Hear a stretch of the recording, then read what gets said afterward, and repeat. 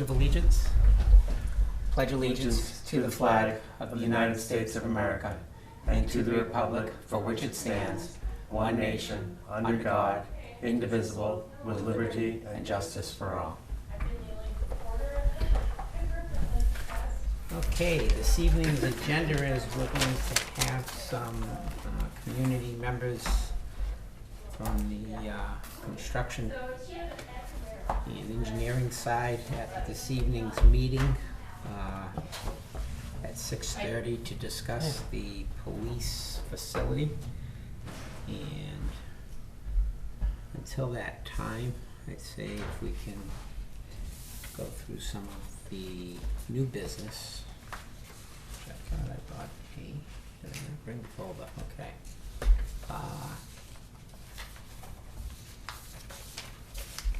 I did not. That's okay. You're gonna not need it. Okay. First is at last week's meeting, we announced that we had a candidate that had accepted the town administrator's position, and over the weekend we got an email saying that he had some life-changing decisions happening, so he will not be able to accept the position. So at this point, I think we have two routes to go down. We had received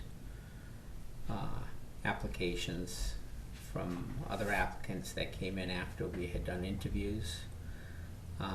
We could discuss applicants that we have interviewed. And the third one is I'd asked Joanne to put another advertisement in the paper to see if we can solicit any other interests. Any thoughts? What you like to do? There was the one application that came in late that I would like to interview. Is that the one from up north? I believe so, but based on qualifications, I'd at least like to see. It should be worthwhile. I thought the same.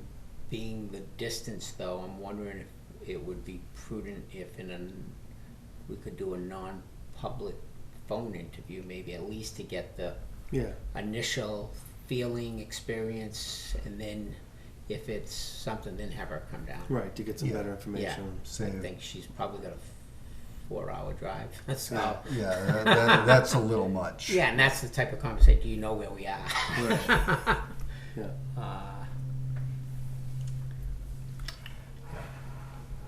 Any other thoughts?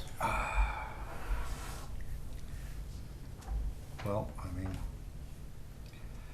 I hate to put all the eggs in one basket. I think we should, in the meantime, I mean, what did it cost us to advertise? $100, $200 to advertise the position? I haven't seen the ability.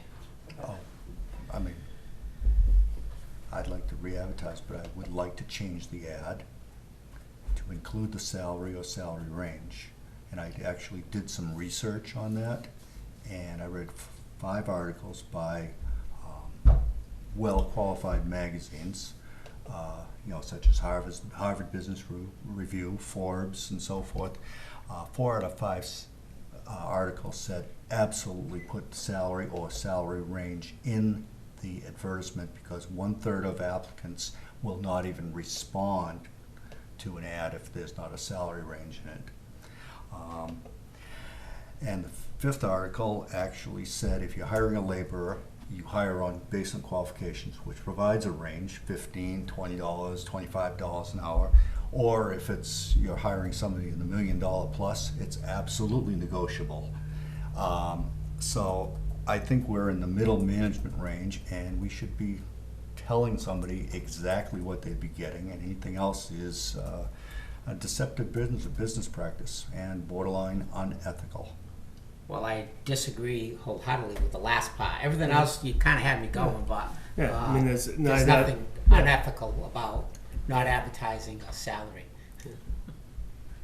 Well, it is because it misleads people, and they have to waste time figuring out whether or not they want to apply for the job. I actually went online to try to chase down what the salary is here in New Ipswich, knowing it already, and it took me better than 30 minutes to chase it down on the net.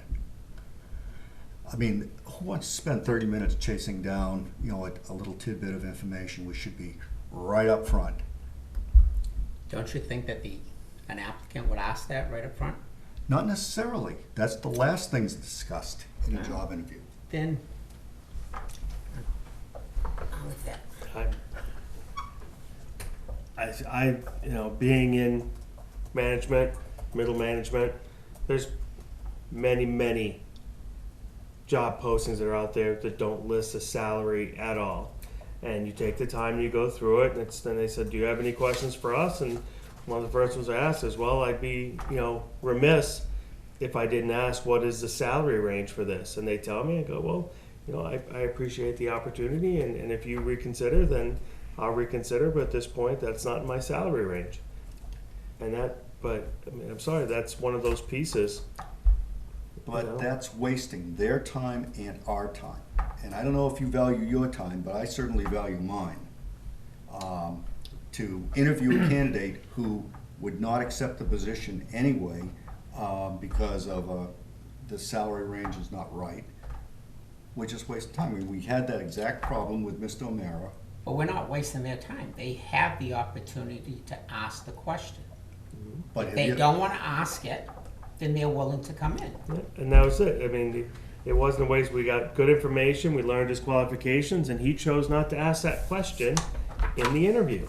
Put the salary in, for God's sakes. I can think 10 more reasons. And I'll reiterate them if you want. All 10 of them. Put in the salary That's your range. opinion. We've heard your opinion. Yeah, Okay? but, okay, here's another opinion, and it's more than just opinion. Do either of you have a degree in business? Yes. Okay, a master's? No. I have a master's in business. Salary range is important. You talk about listening to professionals. I've got a master's in business. Put the salary range in there. You go on LinkedIn, you go on Indeed, you go on 90% of the job sites, job postings out there, they do not list the salary I range. know that for a lot of them, and they lose qualified applicants, or they interview applicants that are not qualified. Let's be upfront. Why do we not want to tell somebody? What do you expect to gain? I was going to ask you that question. What are you going to gain by putting that in there? I'm thinking we're going to attract candidates who are willing to accept that salary or salary range, and that we are going to dissuade people who are not interested in the job because they expect to get much more or maybe much less. What's the since you've done so much research, what is the average town administrator salary in the state of New Hampshire, or in southern New Hampshire? In southern New Hampshire, it varies all over the place, but I think the typical range is about 70,000. You think? That's an opinion. That is an opinion looking at other towns. I did look at a couple other towns, and it varied all over Yeah. the place. So if you're in your opinion, and you're a selectman, so you should have a little more knowledge than the average citizen that's out there. Don't you think then that somebody that's applying for a town administrator's position knows where the salary range is going to be? Maybe they do. We're not that far off from what you just stated. No, we're not So that. why do we need to We're list it? not, because I think it's a very upfront thing. Mr. O'Mara was one of our better qualified candidates, okay? And salary was an issue. But I also feel that Mr. O'Mara should have been a little more well-versed in understanding that coming from Amherst to New Ipswich, it was not going to be a comparable salary. Well, I believe Yeah. we need to put it in there, or at Just least so that we can a range. move on. Is there a motion on this issue? I move that we put a salary or salary range in any ad posted. Is there a second? There's no second. We'll keep it on. Michael, second. Do you want to make arrangements to try and do a phone interview before the non-public we have scheduled for next week? Because I think we scheduled that at Yeah, it's 6:30. public. Oh, public, yeah. Right. Well, I'm sorry. That was scheduled at 6:30. 6:30. So we should try to schedule a non-public phone call. Do you want to try and do it before or do it after the public? See if we do the phone call prior. I mean, I can make myself available for 5 o'clock, say. That would be, would that be good for everybody involved? And that would give us half an hour or 45 minutes to discuss it? Or do we want to try to do it sometime during the middle of this coming week?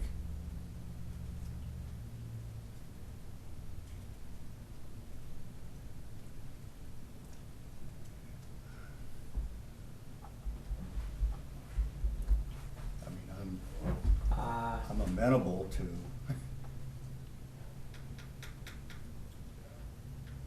I don't have any other evenings that are available. so- I'm Yeah, not- I know, I'm I've not got available zoning on on- Thursday and I've got company down this week, so I really would not like to do it this week. Okay, But if well, we want to do it Thursdays- next week, Thursdays say are- maybe 5:15 or something, that would work Mhm. for me. 5:15 Tuesday Yeah. Yep, I'm fine with that. works for me.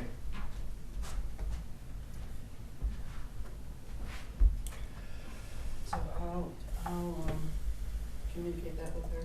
Yeah, if that works for her schedule, just Yes. let us know. Yep.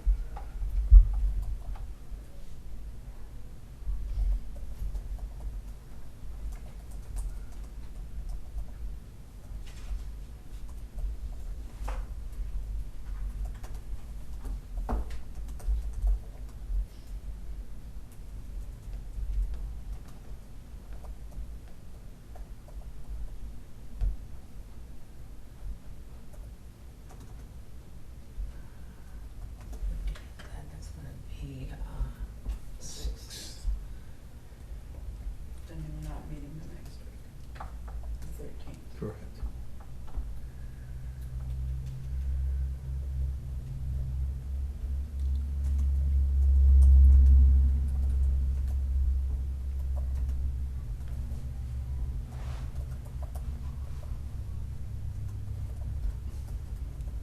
How are you, Mr. Hopkins? Fine, yourself, Mr. Visa. Doing good. Good. Anything else on the town administrators? I don't believe so. Then also, Then did we decide to post an ad? yeah, Okay. and Did we want to expand? is it still on the one for New Hampshire municipal? I'm gonna check that. Okay. Yeah. Would we want to Indeed, sure. expand the range? I think you mentioned something about that, like Indeed.com, ZipRecruiter, something along those lines? Well, it was on Indeed, and Okay. I'll go back and put it, it stopped, but I'll go back and put it back. Make sure it's on New Hampshire Municipal. That seems to be the one that got the town administrator candidates that have been administrators versus the others. Mr. Hopkins, Mr. Lynch, how are you, sir? good, how you doing? Good, fantastic. I understand there's a dilemma on Appleton Road. What's the dilemma? A vehicle parked. I try to be in the know, because I frequent that road on occasion. I know, and it's right next to your house. Is it? What's the issue with it? Parked where the highway department needs to perform their maintenance on the culvert, ditches. I haven't seen them working around any vehicles on Appleton Road.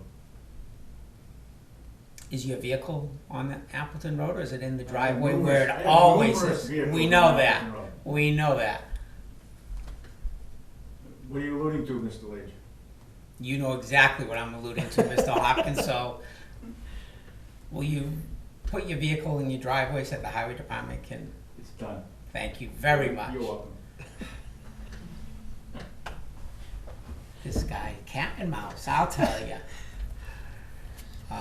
I just had to be Wow. assured that the ditch in front of my house wasn't gonna be as massive as the ditches. I certainly hope not. Yeah, me too. Actually, I actually thought you were at the I'm high about- point. I am. That's Yeah, why so I'm saying curious there's as to why probably there not would a be ditches. ditch other than, Peter assured me he was gonna, do it with the grader, so there shouldn't be any massive ditches in front of my house. good. But if there are, I'll be back. We'll give you a rake. Yeah. How's that? You might wanna hang on to that. While we're waiting, can you get that thing set up with us? I don't think with that one, no, Why not? because it doesn't have a 12 pin. I think that hooks up with 12 pin. Oh, dear. Or I think it hooks up with HDMI, and that doesn't have an HDMI. What about Bluetooth? I think we tried that. It didn't work. Did we? Did you? We're asking you. I don't think it has Bluetooth. You have on it. the, That's an old TV, I don't- David. Yeah, we can do it with that. Oh. Is it in the outgrab?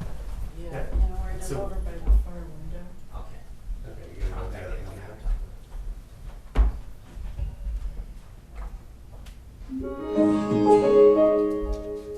Turn it up a little bit. Sure. That's what I can do. Volume 28.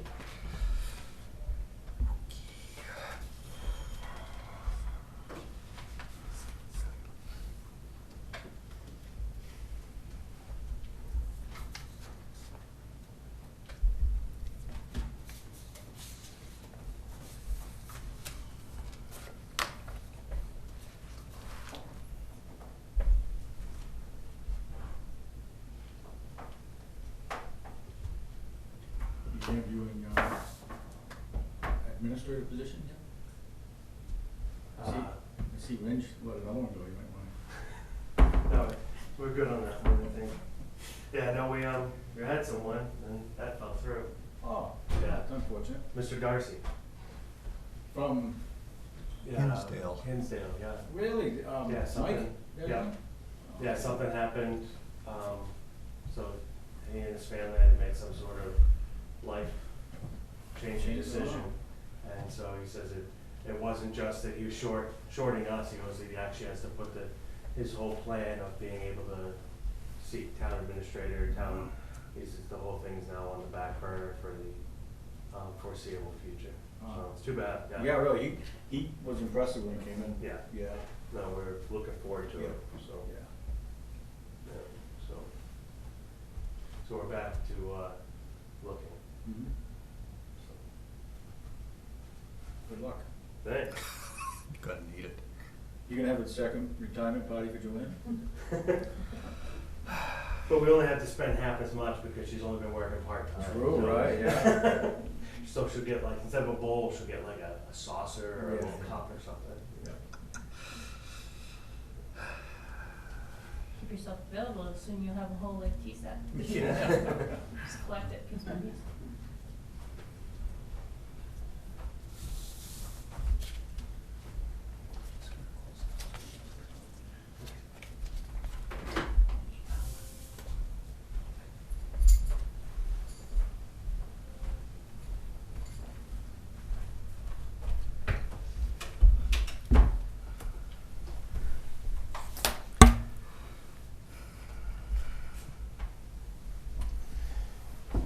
Hi, Paul.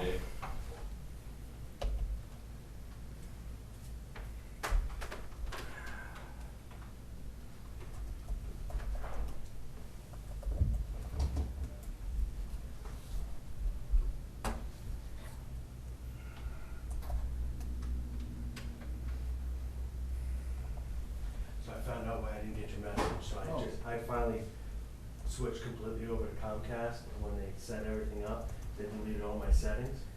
So I finally went on, I'm totally, Right. you know, one of those days you go on and says, you have 28 unheard messages. All right. Oh, yeah. Good, that would be a reason.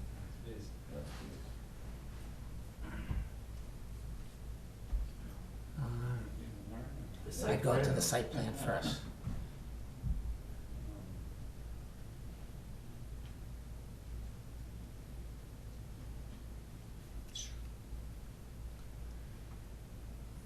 Be tons of lights in here. That's Yeah.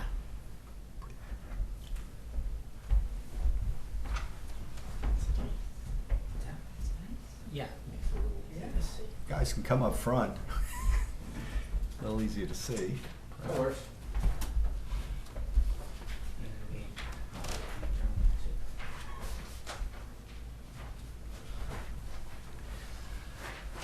We need the copies for the contractors that were invited.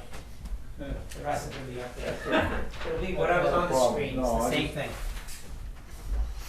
It's the same proposal as the original. one. Yes. Pretty much. Yep. Keep that. Is this, Yeah. Yeah, just that we've got others coming, so if we run short, you'll have to. Actually, here, take mine. Sorry, that.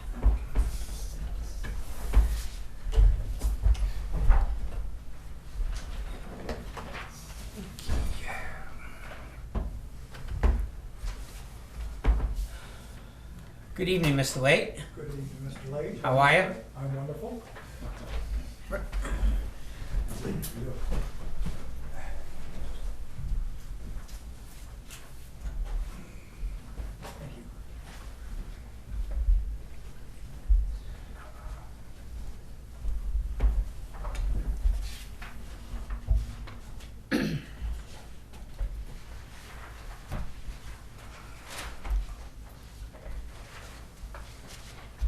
Tim did confirm he's being here. You did? Tim? You only do, yeah. And the other one was Marcus. Yeah, yeah.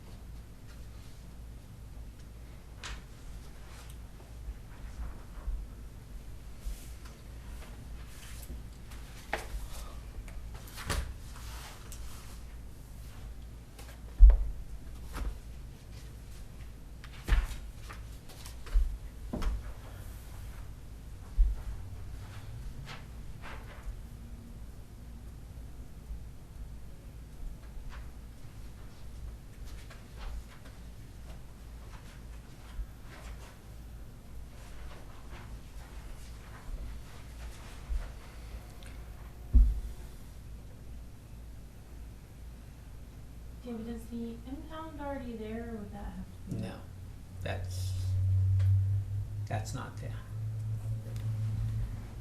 Would that just be fencing, or would it be? Yeah, yeah.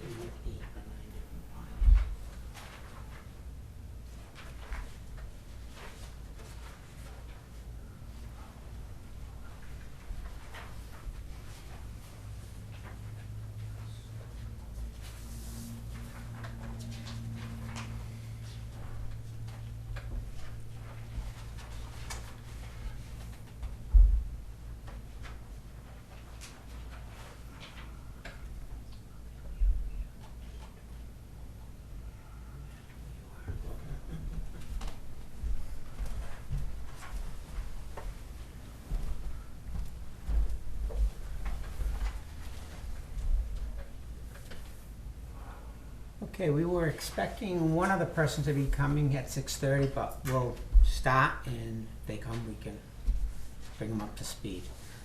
First of all, I'd like to thank each one of you for coming.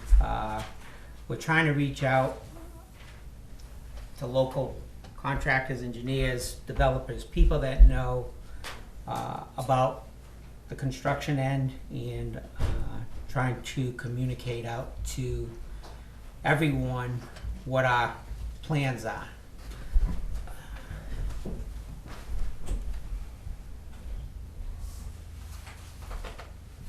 Here's a copy of what's up there. At the public forum discussion that we had at the high school a couple of months ago, a recommendation was made to try and reach out to people such as yourselves to get input on ways that this project can move forward and maybe get different perspectives, different outlooks than what the board's been receiving and what we've received from the original building facility people. So that's really our goal tonight, to try and get your feedback from suggestions and recommendations that you might be making. The packet that was put together for you is looking at putting a police facility behind this building here. From this, I'm sure most of you are familiar with the survey that was sent out to the residences. And most of the responses that came back for a police station were saying, do it on this property here and not someplace else in town. So we're hearing that, and so we reverted back to what was the original presentation from the Police Facility Committee to put it here.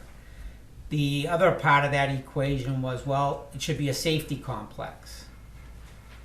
In the board's discussion, we're saying we're having a difficult time selling to the public a police station. If we go to a safety complex to include a fire station and the police station, we felt it's an uphill battle where at the present time the fire department is adequate where they are. Now in the future, will things change? I'm sure they will. But at this time, that's what the board's been looking at. If you've got opinions or different thoughts on it, we'd love to hear it, but that's how we've arrived at it. The top plan that shows the site plan on here, just so that you're aware, back in 2016, the town had hired Warren Street Architects to look at a way of putting the facility there and still keep the town offices operational. And part of that budget, which you'll see on the back of that handout, entails redoing the front entrance to move it over to the other side so that we can keep the police vehicles, highway department on one side and keep the parking where people are walking back and forth separate from there. By doing this and where the police station is, the other cost other than the demolition of building 2 that we have to deal with is that is where the main electrical service to the other buildings goes through, so we're going to need to relocate those utilities. On the second page, John, if you want to go to the elevations.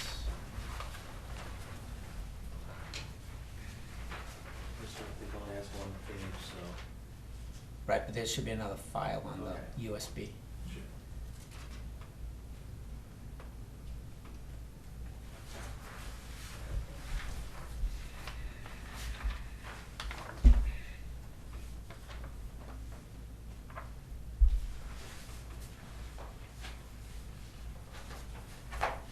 Which one is it? You want the first floor plan, Dave? It's the building elevation, or the floor plan, we can go to that. Yeah.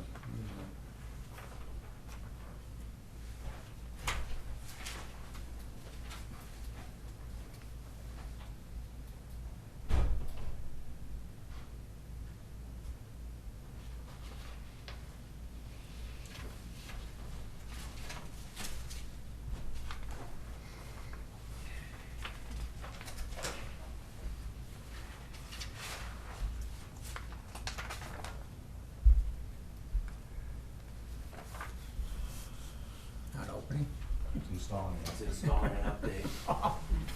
Okay, the second page is just an elevation view of what Warren Street had proposed for the police station.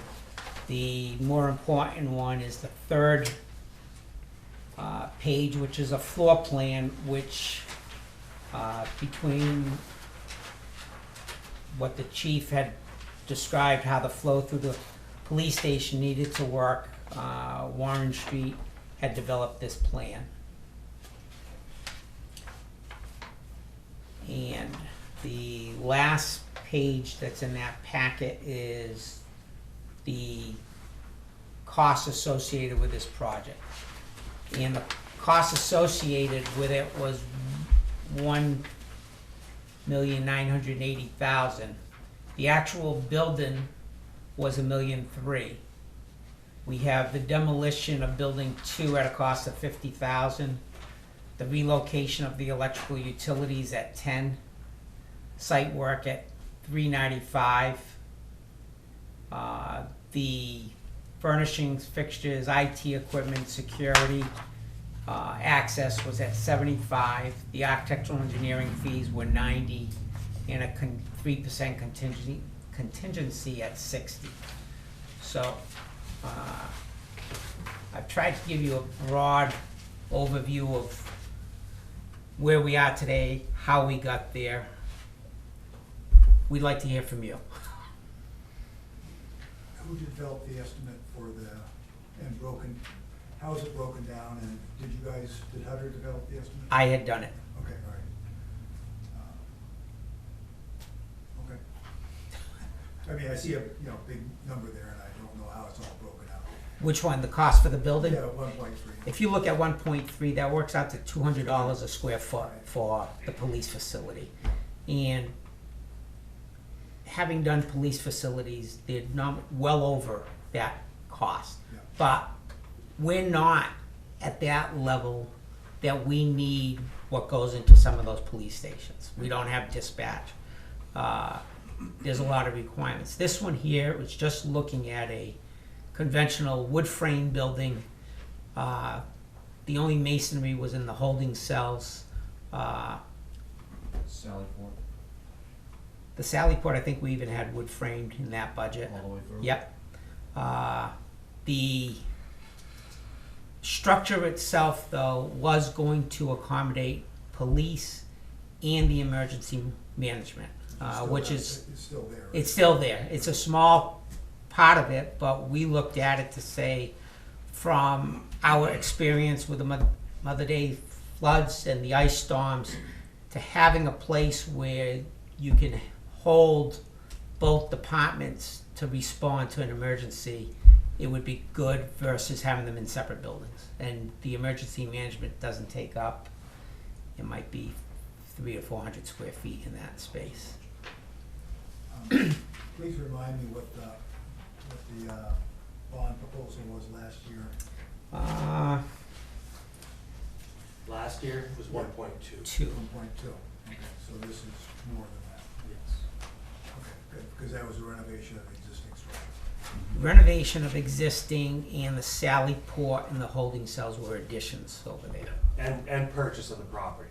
Right. So it's Yeah. purchase of 2 pieces of property and the renovations and the construction of the Sallyport. Well, based on what we've worked on a whole lot of safety complexes and police departments, and this looks very appropriate for this size town, from my experience. Good. Paul? That's all slab on grade Yes. and no basement, No basement. no storage. We have storage up in the truss area, up in the roof. There's a set of stairs that gets you up there. That's the only storage that, Yeah, unheated, couple thousand square feet, I think. sounds about right. Any suggestions on things that you see that we're going down the wrong road? We really thought we had a good handle on it, but I want to make sure everybody here is in construction or engineering or developing. Any thoughts on how we should be approaching this any different? I think it looks good. you break it out for tax purposes? You know, how do you pay it off over time, or what, how much, what's the impact on the town people? Well, I know on the one that we had last year for the 1.2, we had proposed using fund balance of, I think it was 500,000. So the balance is what we would have gotten a bond for a 10-year bond, and it was on 25 cents per thousand on the tax rate. And by year 10, it was down to 19 cents. So recently, and you gentlemen remember what that, we received a notification from the New Hampshire Bond Bank, where most of the municipalities go to get bonds. And I'm looking here, when we were looking at May of 2020, we were at 4.3%, thinking that's where it's going to be. And if I recall, the notification we received from the bond bank, it was less than half of that. Yeah, there were some of the rates that were at like 1 something. Yeah, it was low. So It was extraordinary. I mean, we were projecting a significant rise, and that came out of the blue. Yes. What's the impact of, I'm sorry, No, go ahead. what's the impact of the current rentals on taxes? our current rental 'Cause that is, we remove that from the cost. we do, I think 1,800 or 1,750. Like $1,700, I believe is what. It's 18,000 a year. Yeah. Yeah, It's $1,800 a month is what we're paying now to rent the space. I've got to say, I'm not a developer to know what that space is worth, but from the negotiations we've had with Mr. Giamo on our rents, I thought we were awfully low. That sounds a little. And my concern is if the property did get sold and somebody came in and said, hey, yeah, we'd love to keep you as a tenant, but it goes up. Yeah, is there a master plan, like this building is proposed back here? Yes, and I'm glad you brought that up. It is, if you can go back to that site plan.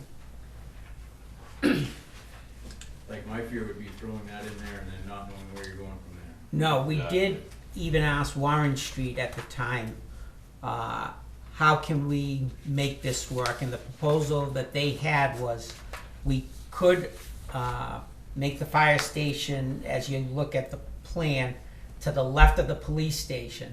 What they had suggested, though, or recommended, is that we have a separate entrance for the fire department, and that would come along the left-hand side of the property line. And so it would come up through here and out. Because their building would be, yeah. So the highway department's the building behind, Correct. and what's the life left in that building? In weeks or? I don't think it's been looked at. It's the most detrimental for building 2 and building 3 is the masonry is unreinforced. And I don't know if you've ever gone there, but the right-hand side of the highway garage, we've had to have somebody come in and just repoint it because it was coming down. The front of the highway garage where the trucks go in, of course they're driving trucks with plows and whatnot, they've clipped it. That's been repaired and bollards put in to try and refrain from that. It's a highway garage. I would hope we get another at least 10 or 15 years out of the building. It's cold storage is really what it is. Their office space is smaller than this conference room. There's a lunchroom and one office in the building, but the Green Center also uses it, and that's a big attraction here in town.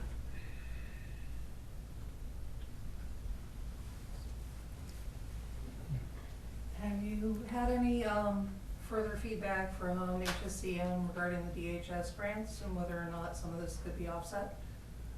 I'm sorry, could you say that one more time, please? Have you had any further feedback for various grants? Like, I know that the selectmen were looking at Yeah. something with HSCM and DHS and seeing if there was anything there. We are looking at grants, and to us, that's going to be what we have to present to the voters at the time it goes. What we've been trying to focus on is if you get a grant or possibility of a grant, but you've got to be able to make sure that the project is going to go. And that's really what we're trying to kind of focus on. But we're hoping to run like 2 parallel tracks, but not like one get too far ahead.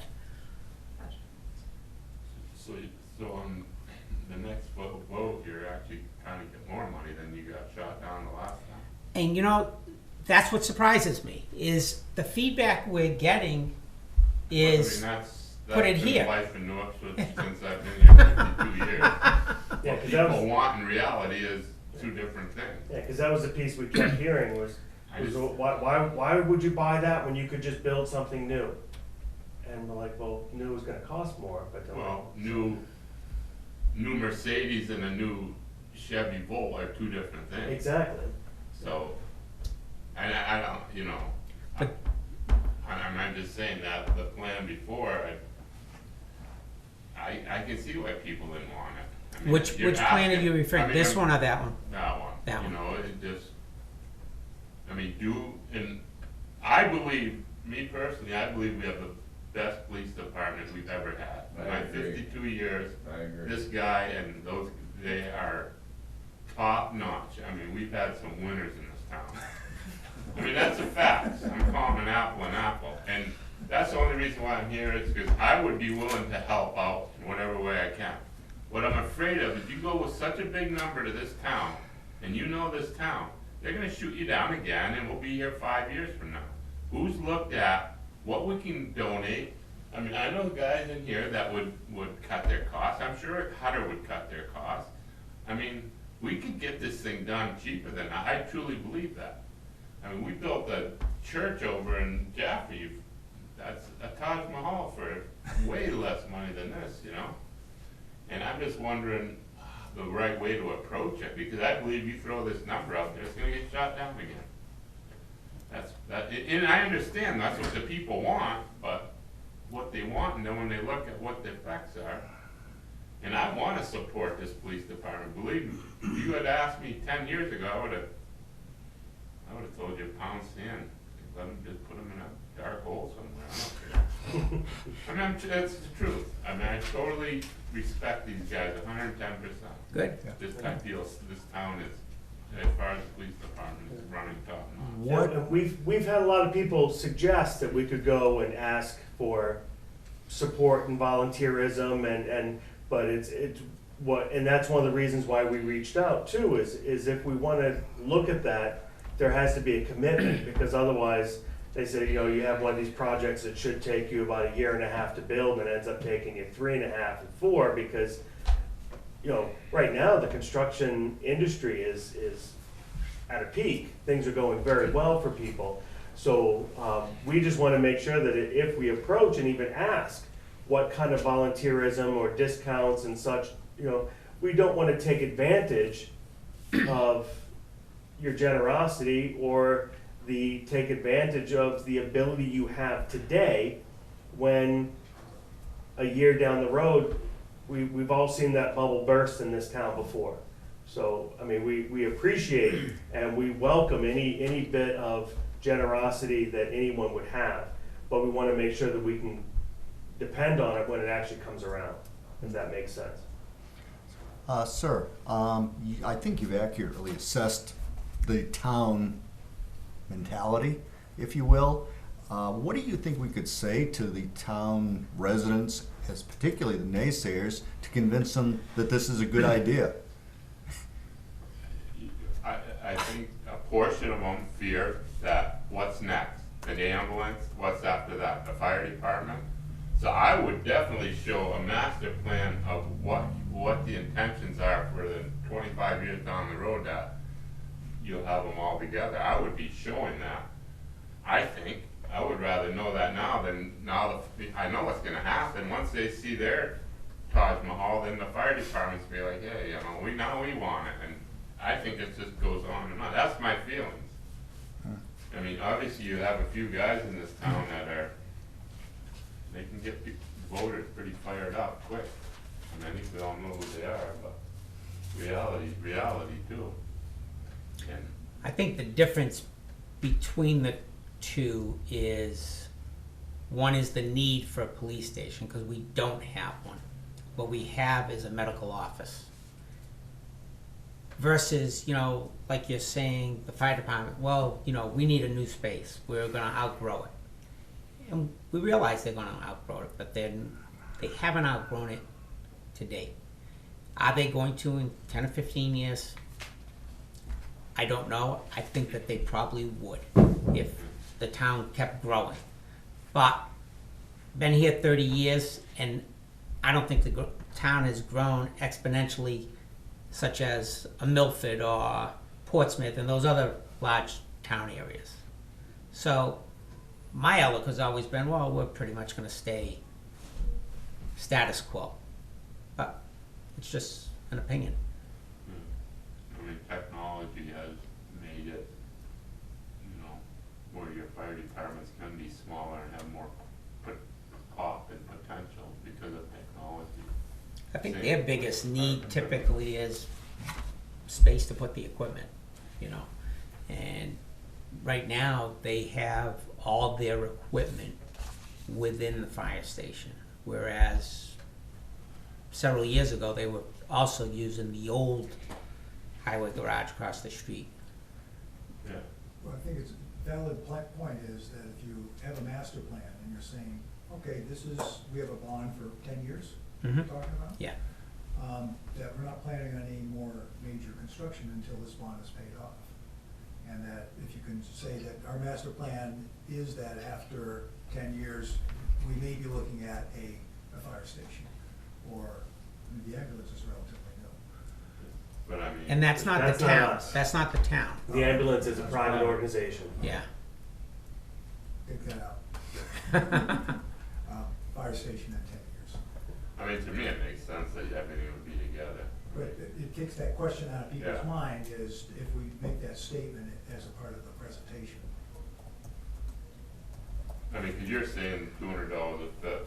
I mean, if you add all the numbers up, it's $300 a foot. I think that's excessive myself, but I'm not. You know, I understand the building's $200 a foot, but let's look at the whole ball of wax. Correct. It comes to $300 a foot.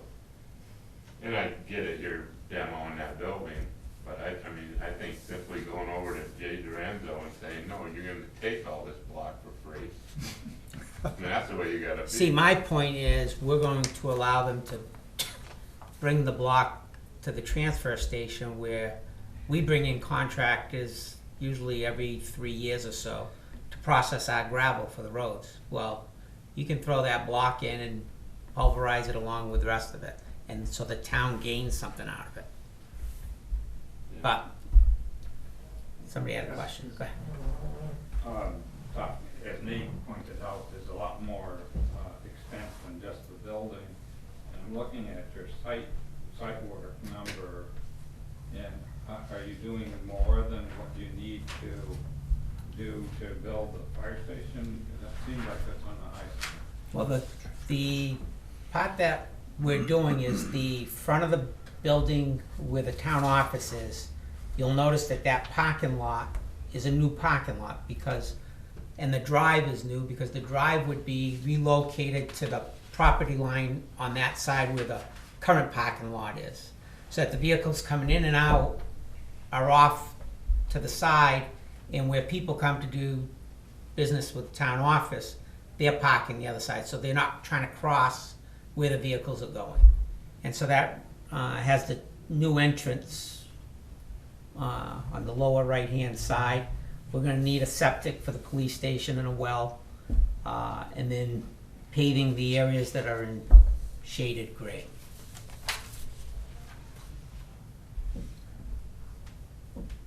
And again, these were estimates. They're not hard and fast bids. We only had a conceptual plan that we had Warren Street Architects develop on here. You could well spend that, I was just trying to clarify. Yeah, yeah. Are you, when you say the gray area, so you would be paving up to the highway department and the Yeah, only because repaving? that's not paved now, it's just gravel. Okay, so that would be part of that cost? Yes. I can see how you can get Yeah. spend that kind of money. And that's, if they decide that, it's, if you think it's too much of that, swing it, we could chop it off and not do it, but, No, I think once you're in there, you might as well. yeah. Does that address the drainage, David, that runs under that parking lot out there? That would all have to be engineered, Jay.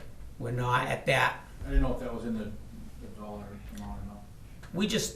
I looked at it to say, what's that construction site gonna cost me to develop? Because right now, once that building goes, we've got a blank slate, and that's what we have to start with. Right. And so I looked at it saying, well, you got a new building, you're gonna need wells, septic, paving. Yeah, are you going to reuse the septic and the well? Or is it all brand new? I think, yeah, all brand new, yeah. Yeah, and you mentioned about the drainage, today's world, stormwater management is a big item, so, and if you got a fairly level site, you have to get rid of that water sometime. Yeah, and we're at our parameters of the land that we own on that side of the site. Now, once you go to this section here, we own, the site is, I think, a little over 9.5 acres. Yeah. But where we have the facilities is on the boundary lines, pretty much. I did have one more question. Sure. With this, this size project, if you're bonding it, would it trigger the prevailing wage rate requirement? No, the state of New Hampshire doesn't, at this point in time, does not have a prevailing wage law. The only time the prevailing wage law comes in, and it could, is if you're getting federal grants. So you have to be careful what you ask for. Right? Correct. You had a question? Okay, first thing is there's language in the National Incident Management Framework, NIMS, that would be very strongly in support of this, and I think that might be helpful. What was that called again? NIMS? National Incident Management Framework, NIMS, it's part of PPDA in the Post-Katrina Reform Acts. It's the overarching means by which we do emergency management. There's language that strongly supports this that could be utilized to help to communicate the need to taxpayers. And also if you could possibly let them know that you're targeting specific grants, if you had the grant numbers and some information, even though it's contingent, it might also help to convince taxpayers that this is something that is being looked at to offset the impact to individuals. And I think that those two things in combination would make it, I think a lot more people would be in support. Thank you. If they had those. And it was National Incident Command? National Incident Management Framework, Management NIMS. Framework. Tremendous resources on it through FEMA.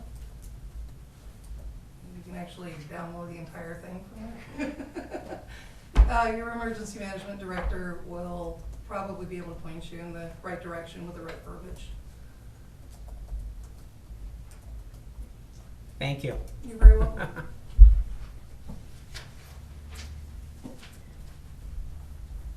Is this building dictating the use of the site? Like, I mean, we're working around this, it seems like, to me. I just don't know why we're preserving this building. Preserving Where which, we're- oh, this building? Yeah. I don't know what the square footage is utilized here, but Yeah, get this out of the way and build a building that can house, I mean, this isn't that much square footage. About 2,500 square feet, 3,000 maybe. this building? Yeah. It's more than that. We've got 2 floors. You utilize the basement? No, Yeah. well, I'm saying Wait, one's. that's the basement area under this section. There's 2 basements. This section here, we do use it for storage. On the other side, down below, is where the emergency management office is, and there's another conference room, and there's storage for the, like, plans and documents that we have. Yeah, I'd hate to see that much effort put in to work around this building, and 15 years from now, this thing's obsolete.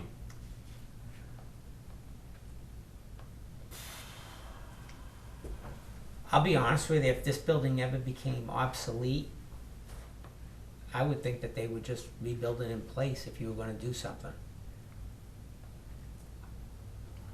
I don't know, and Chief and anybody else, I don't know, would you want a town office and a police department connected?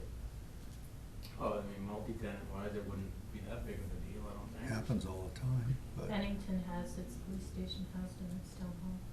Yeah, it's not unusual. it's I guess where I'm going highly, is yeah, With kind of a separate multi-tenant building. entrances and Yeah, updated security, it could be done. yeah. yeah, I mean, Townsend. No, Townsend is separate. I Their thought police station's on 13 and they the had town theirs- office is They had on, there in the basement for a long time. Yeah, they're not there now. No, they haven't been there in 30 years. not that long. Well, you also have to consider response times and traffic flow patterns.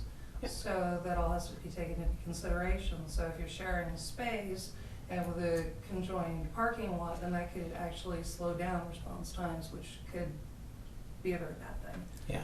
So it might not be the best plan. And, you know, if somebody would ask me how long would the town office support the town as it currently is, that I would have 20, 30 years. Because right now, even though we have that conference room downstairs, I could probably count on my hand the amount of time that both are used simultaneously. You know, a lot of times a meeting might be held in the open office area on the other side, but that's usually by choice, like a rec committee or somebody may have it. But office-wise, I think for the size town that we are, we have what we need. And the one factor that would be good is by the emergency management going into the police frees us up with one more room downstairs.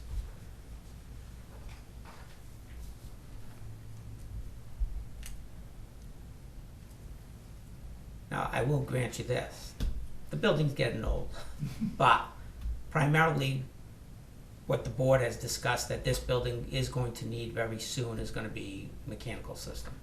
But other than that, structurally or electrically, whatever, we've upgraded light fixtures and we haven't seen a new requirement for services or anything.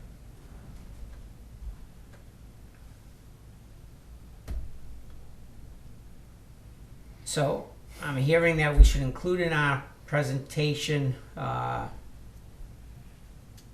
the points of tax impact, look towards the available grants, show a plan that would physically show how a fire station would work in conjunction with a police station, and trying to look to local sources for, And that idea of a master plan that shows extended projections of the next bond issue that might come up. Right. okay. Yeah, once this one is done, then we'd be looking at, We're not looking at something Yeah, before this one's. paid right, off. never, good, never overlapping. Right. Yeah, if the fire department's added into the same building area, what does that do to the traffic flow? How does that change? You may have left, come in, but they're talking about it would be a new, A new access? access on this For side. the fire department. Right, Yes. for the fire department. Warren Street Architects was the architect that had come up with this plan, and we had asked them how could we make it work, and they were the ones that came up with a recommendation that, well, with the fire department, you're gonna want a separate access this direction here. Yeah, there are definitely some grading issues related to that. Yeah.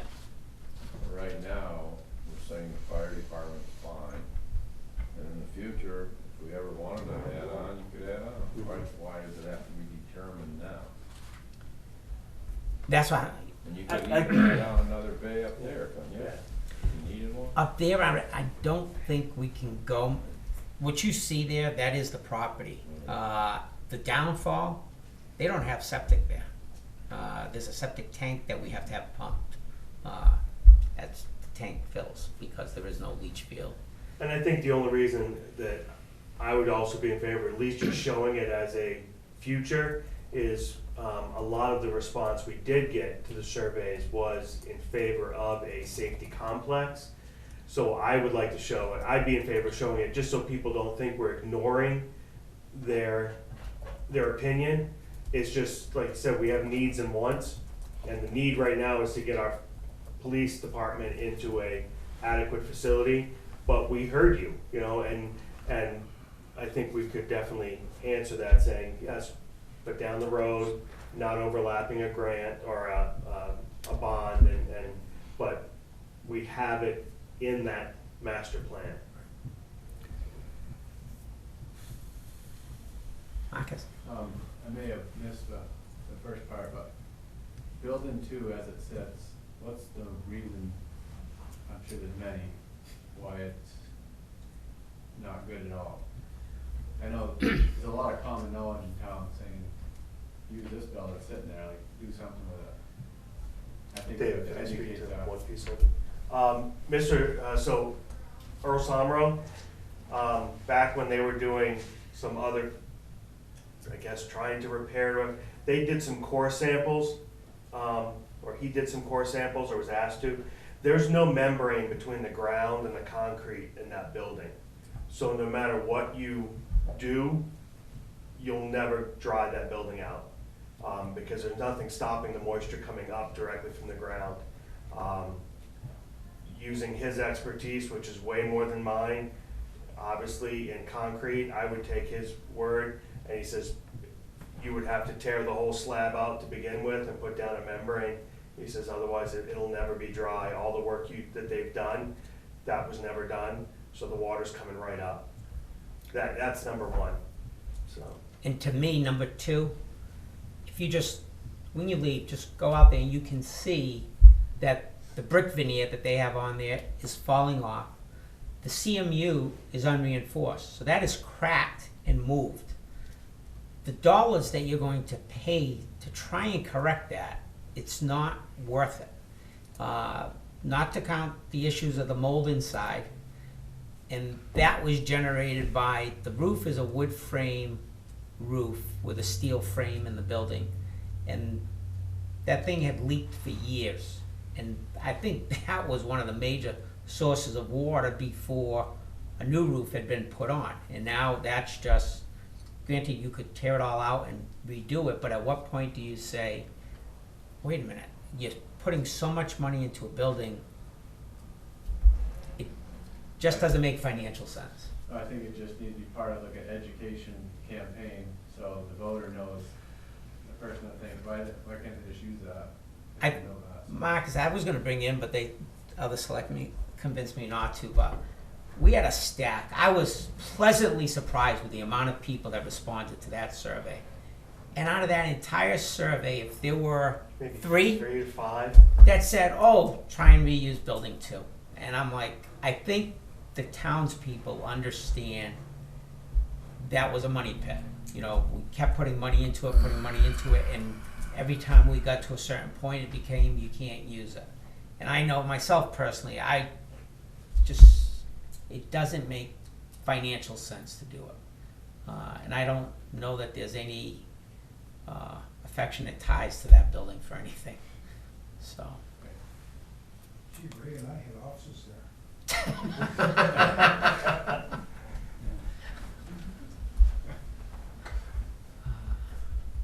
But I still think it should probably be part of the new campaign, just to put all the information out there. In the new campaign, in which regard? To explain why it would come down? Because I still run into people that ask me the same question. Basically, it's come down. Yes. It is. Yeah.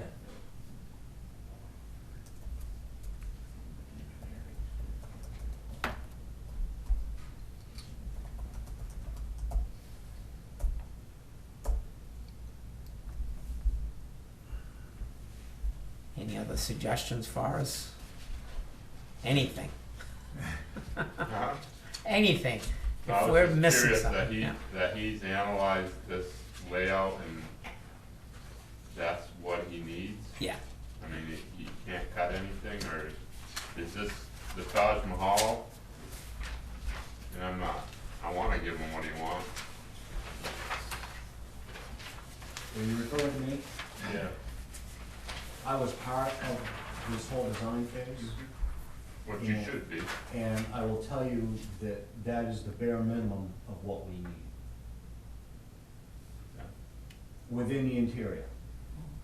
Okay, you have to understand that fit, function, and flow for different areas of the PD is how that's set up. But what is not seen there is the security measures within the building, the IT services within the building.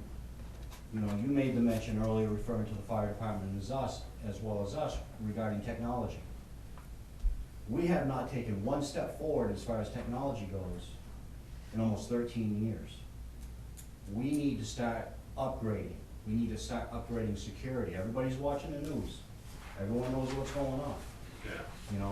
You know, we had an issue back in December, you know, where we had a prisoner in our booking room, if you wanna call it that, that lofted what turned out to be fentanyl into the air in a wide open ventilation system. So the other thing that's not seen is in the booking room, that needs to be a closed ventilation system, so we're not contaminating the entire building. That comes at a cost and an expense. But it's still less than a lawsuit regarding health and safety of individuals involved. So, is it the Taj Mahal? No, far from it. This is bare bones, but this is what we need to function and operate and keep not only our officers safe, But, I mean, it'd be a lot better than But the across public. the street. Yeah. oh, yeah, we're not even gonna discuss that, so. Would it be feasible, to see if there's a way to do a little quick study about, whether or not this new flow would potentially result in faster response times? Because it seems like it would, the new. The flow of what? I guess I'm misunderstanding. The flow of the new safety complex, the new traffic patterns, the way that it's being designed to, you know, a very real thing would be perhaps, if it could be shown that maybe it would result in faster response times to incidents. The building committee back in 2015, that was part of their charge, was to determine a space and location Right. based on certain criteria. One thing that we learned during the ice storm was the town was virtually completely shut down and impassable. So one of the criteria that was set was that it needed to be centrally located with 2 means of egress around the town Right. in order for us to attend to emergencies.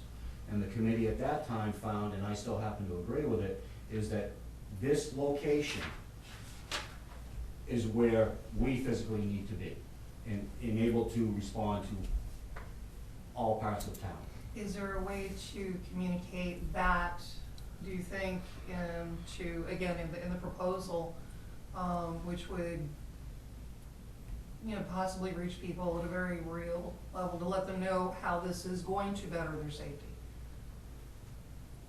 I think, and I'm just talking out loud, that we're pretty much at the 2 similar locations, across the street and here, that from strategic response out would probably be a non-issue.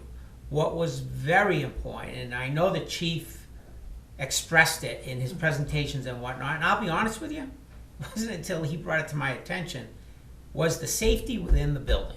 That there's only one entrance into that police station right now. That was the eye-opener that I'm like, well, no, you go out the back door. Well, there are no back doors there. And when you think of, as the chief has enlightened me, he brings parties in for a domestic dispute, you know, and somebody's out in that conference room. What is he doing?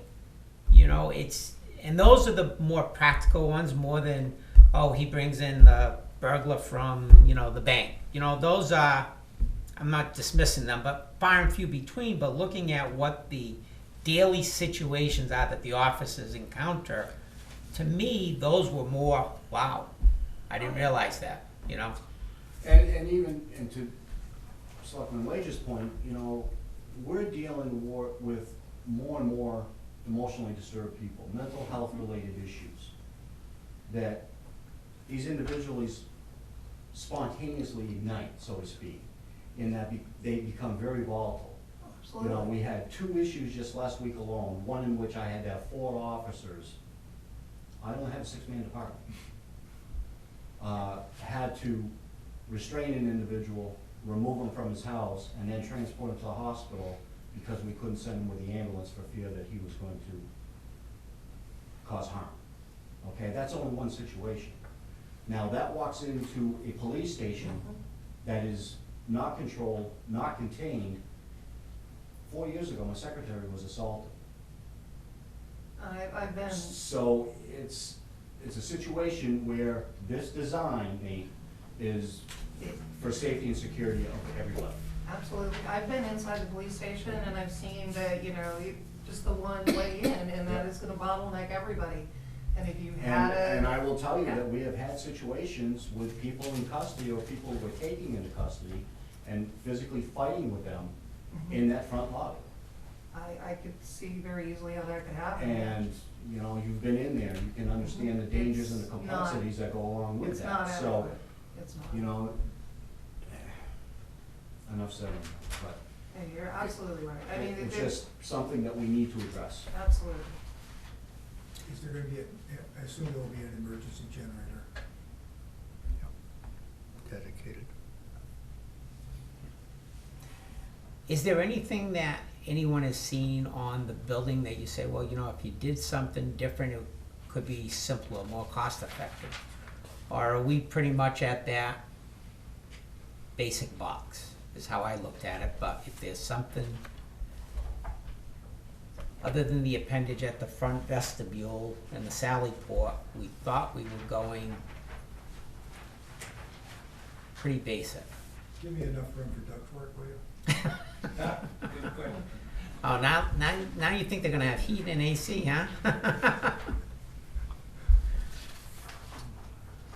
What about, and this might be more money, but, you know, as far as the exterior siding, are you thinking long-term on that? I was thinking like cement siding, hardy board or something to that effect. That's probably sufficient. Yeah. Most public buildings though have some type of masonry, you know. Yeah, brick or- I told them any police station that I've ever built, automatic, they're block and brick, or block and some other stone veneer, you know, but I don't think the town would ever vote for that kind of I think you're right. dollar, I think you're right. you know. And It's the like- unfortunate thing is that is also a safety issue, because, you know, there have been drive-by shootings at police stations. You know, Lynch had one, you know, 1999, 2000, you know, someone drove by and discharged a .22 into the police station and missed an officer by mere inches. So to think that it doesn't happen around here, it does. So, but again, you know, we have to look at this realistically, and, you know, that's, you know, what we've come up with to try to keep costs. How much more is masonry? I would think masonry's probably, Or portion of masonry? if you were looking at it for that scenario, I would probably have proposed to maintain a wood frame with a brick veneer. You know, the ideal thing is block and brick, but at least with that brick veneer on the exterior, that would offer some protection. And it is maintenance free. True. $8 a square foot. But you'd get some pushback on that. I'm sure. Again, like, people talk about the Taj Mahal, and I think this is nowhere near it. This is like the most basic structure, other than if, you know, it was trailers put together. I mean, those don't meet your needs, but, and that's why I said, well, I think it was Carol Romerell that made the recommendation, hey, bring in some contractors and people that are familiar with it and see what their inputs are, and that would help us a lot. So, having your perspective, I know I appreciate that, and if you think of anything, please send us an email or give us a phone call. But, you know, our goal is to try and put the best plan forward so that the voters know what it is. How high are those walls? Are they 9 foot? I believe they were 10. 10 foot? I think it was 10. Does the town have a capital reserve account for town buildings? The capital reserve account that we have is for building maintenance, so for our existing buildings. We don't have a capital reserve to fund building new buildings. But I'll be honest with Ashley, what surprised me, and that's why I was really in a quandary after the last vote in March, was because everything I ever hear is it's gonna cost too much. And when the board looked at using the fund balance, which is in essence, as an individual, I have a savings account. So when I can afford something, I'll take it out of the savings account to buy it. And that's what we were proposing. You know, take some of your savings out, spend it, and then you only have to bond a short value. And it didn't pass. So that's why I know the other board members felt the same way. If that didn't pass, why on the return survey are they asking for a new building over here, which we know is more costly? And I think it's taken 2 pieces of private land onto the public system, and they're no longer tax money coming in. I think the town doesn't really need to own more land. So I think that's a big- and that's a good point, but I guess while we're over there renting, we're paying the taxes Right. anyhow. Yeah, 2 years ago or 3 years ago, the proposal was to do it here originally, so Mhm. that's why I was as confused as I was. 2 different proposals and they were both shot down, so it's like, okay, so what do we do now? You didn't like either one of them, so. I think an education campaign would be very helpful, so people really understand the whole thing. Do you have any other points other than what we have? I'm trying to write down everything somebody says so that we can try and tie it to the public. You know, we had discussed having more of the public sessions like we had at the high school, where we can try and explain to them what it is, and by the same token, hear what their feedback is. I mean, because we talked about the education, and we've really been talking about this for, I mean, you guys have been doing it for longer than me, but I mean, we've been doing this almost nonstop for 2 years, trying to educate. And I just happened to look tonight while we're right before the meeting, and here it is, Life in New Ipswich, and one of the comments is, oh, looking at the police laws, why do we need a new police station? I'm like, where have you been? And like, I'm not trying to bash anyone, but I'm like, and the nice part about it was there were townspeople chiming in, answering the questions, saying, well, have you been in the police station? We don't own that building. They were answering the questions, but it's just kind of, you know, like I said, we've been doing this almost nonstop about either the Giamo project or this project for almost 2 years continuous, and there's still so many people that I don't know where are we missing, I guess, the opportunity to tell people about it. We held the information session, and we had a decent turnout, but nothing great. And the chief had all his stuff on Facebook and YouTube, and we had stuff on the town's website and everything else. And so I guess it's, if there's another idea that you may have of where we can educate people as well, we'll take those suggestions too. You know, the surveys, you know, was it the fact, was it the Bernie Sanders syndrome, like, oh, free education? There's gonna be no free education. Right. You know, your college is not gonna get paid for it. Right. somebody's gotta pay the bill. But when you ask somebody, if you ask me, hey, we'll pay for your son's college, great, that's great, yes, do it, but reality's reality, and I think that's what happens with these surveys sometimes. Yeah, we want it, but then when they see the sticker price, and that's all I heard before the vote. Right. Too much money, too much money, too much money, they don't need it, they don't need it, they don't need it. And the only reason why I was here was somebody said that, you know, to cut, for, as a contractor, and us being a contractor in the town, I mean, I'd love to donate labor, but on this, what my fear is we got 1.6 million, just like the school, we have 21 million, we're gonna spend every stinking penny, when Hutter could have saved piles of money, but they couldn't, they had to spend every penny. Now we gotta pay for it. They could have saved millions up there, and you ask anybody at Hutter and they'll tell you that. But because it was all the way the bond was and everything, they had to spend it all, and so they keep, and now you go 1.6 million, we gotta spend it. I mean, you know, my labor alone, if I did the concrete, just that material, I might even throw in some of the material, it would be cheap, that, you know, that'd save you, whatever, 20 grand. But why would I? If you're gonna spend 160. 1.6, I mean. There's ways to save money, but I don't know how you do it, and, I mean, it's hard to go to the town and say, well, this is what it's gonna cost, but we're gonna get this donation, and it's gonna be this. Yeah, and where that distance of time, as Mr. Visa pointed out, could make or break, you know, somebody to say, well, you know, we were in good times in 19, now we're in 20, and if the economy tanked or whatever, you know. Yeah, unexpected too, Yeah. so. And that's why I think if we look at things and be fiscally prudent, you know, and you reference about the school projects, okay? And I've worked for Hutter, as everyone knows.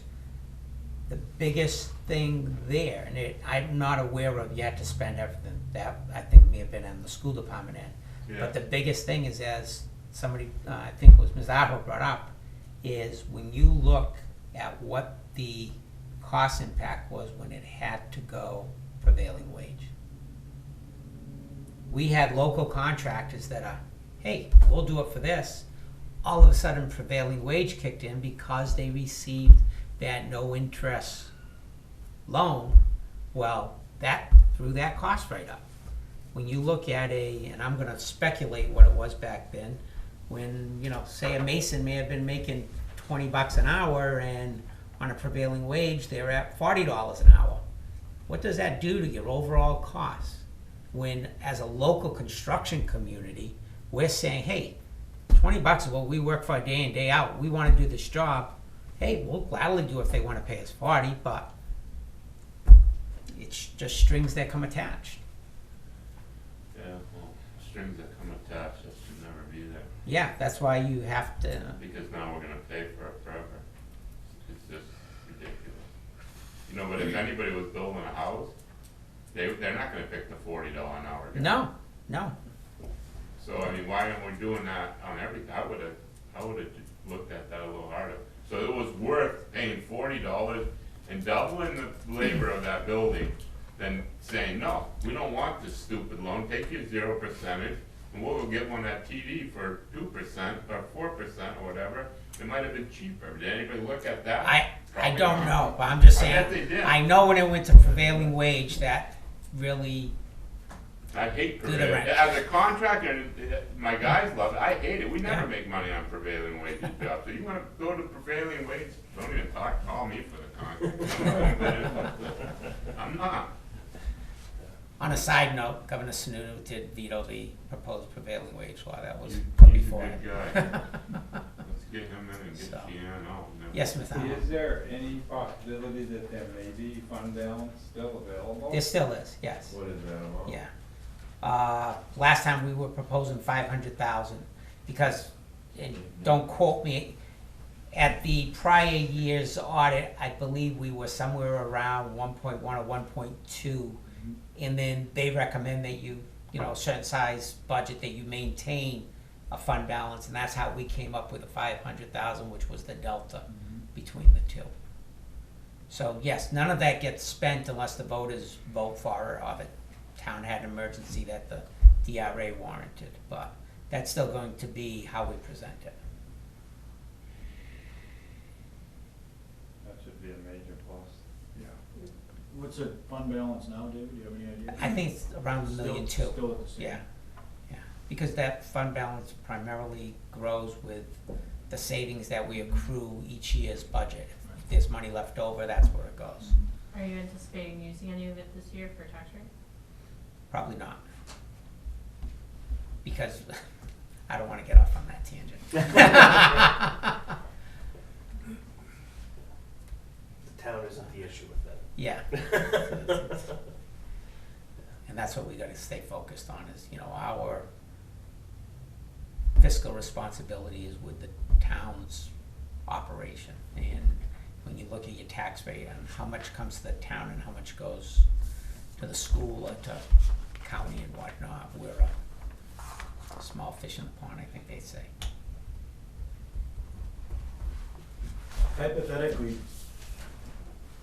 do you see that the fire department would in fact be included in that building down the road, or would it be a separate building, or? It would be a separate building, but we would try to design it in such a way that you could add it and, for example, there's a training room on here. We'll orient that to the end of the building potentially where when you add a fire station, now they can share that.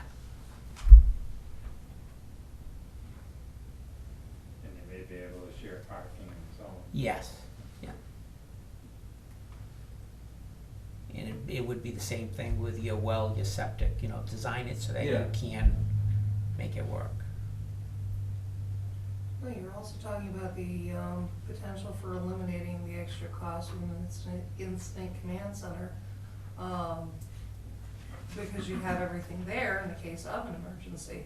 So that's a future cost that you potentially wouldn't have to have. You wouldn't have to have a mobile office set up somewhere. So that could also be a benefit. Good point. I would say, my observation of the plan, that, you've got probably the most economical design that you could get. It's very practical, I would say. Good.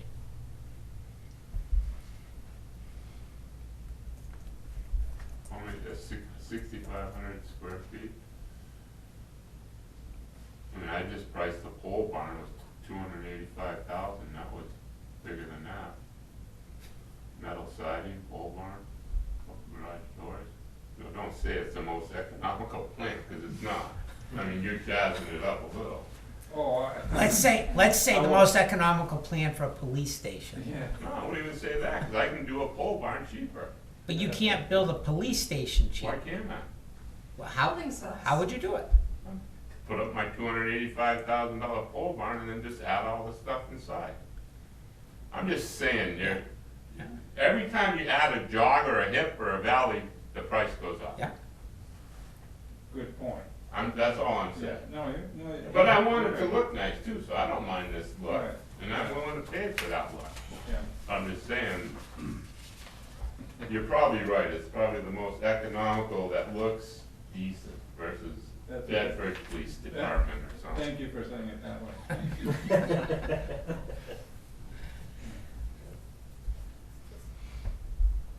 But, yeah, no, I'm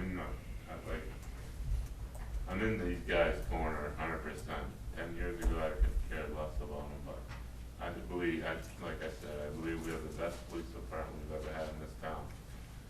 And we should support them. And I know it's hard to get everything you want, but let's try to get everything you possibly can get. And this is a need, it's not just a want, and I think that's the big sell to people. It's not because we want to do this, it's because we need. Paying rent versus owning. Right, and and the people who are talking about, well, that'll leave that on the tax rolls, if those that are concerned about buying. And I guess if we had a police station there, Right. and we were renting it, and the voters were saying, no, they wanna keep rent, I'd have no problem with that. It's when we don't have a police station, you know, we're working in Dr. Haley's office. Would it even be possible that the town could enter into a long-term lease for, if someone were to say, I'll build it and lease it to you, lease it to the town? That's something I'd have to look into, but I believe that a select board cannot enter into a contract longer than a year without having an escape clause. In other words, that if it's not funded, then you wouldn't pay anymore. The other problem would be it's on town property, which might cause some legal complications as well. No, I think he means if it was built on private property. Yeah, I mean, that would be possible. But I think Dave's right that there are limitations.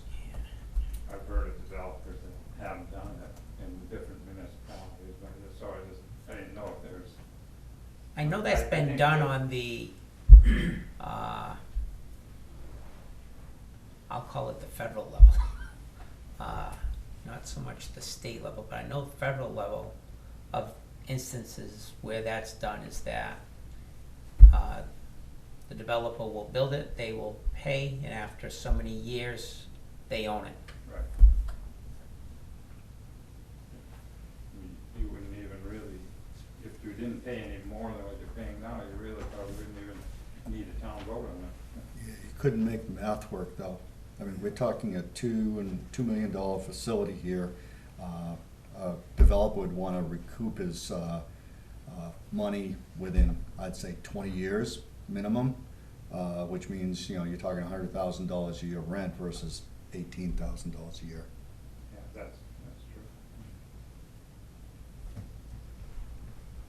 Just throwing out every idea Mhm. possible.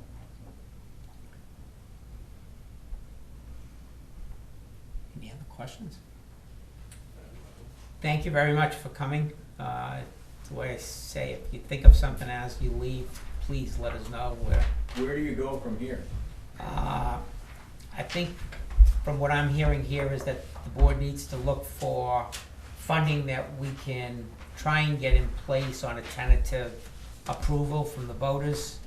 Try and take that site plan and have a location of how the fire department will work to present to the voters, along with the explanation of why the building 2 would need to go.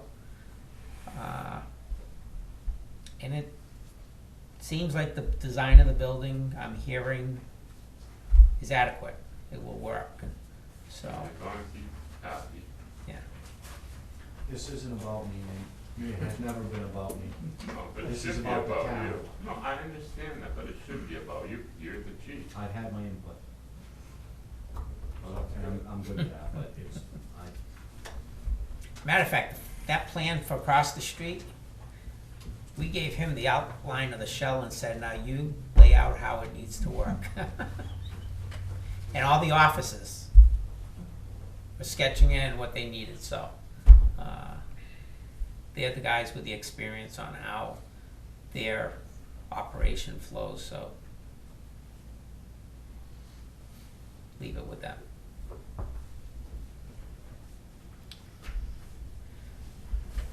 Okay, thank you all very much. Thank you. Thank you.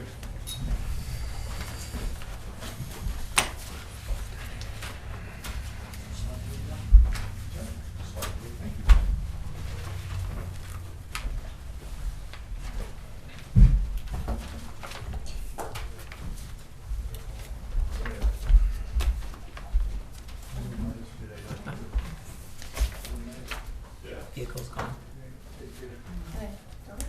Yes.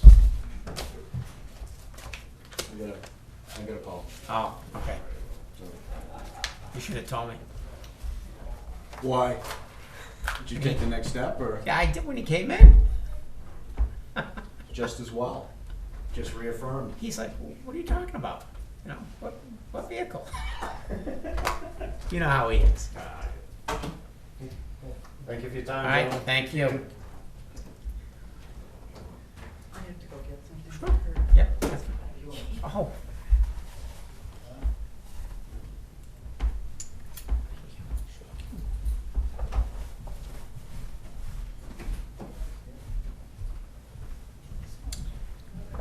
So what did you gentlemen hear that we need to do? I wrote down a lot of what you said, the same thing, the master plan, I think, I can understand that, where people keep hearing about the fire department and about, them needing it, but, to say, look, we have no intention of doing this, and while we're paying this bond, we're gonna tell you, oh, now we need a new fire department, and oh, now we need, no, our plan is, yes, we have a master plan of a safety facility, because this is what the people have asked. This was the majority of the people leaned in that direction, but we have no intention to, At this time? at this time. We just want to like, show, Yeah, so we're gonna show you this is where it's gonna go, so that you understand that, yes, we heard you and we listened. But it will be after this is paid for. Right. I think they want to see the possibility rather than the proposal. Mm-hmm.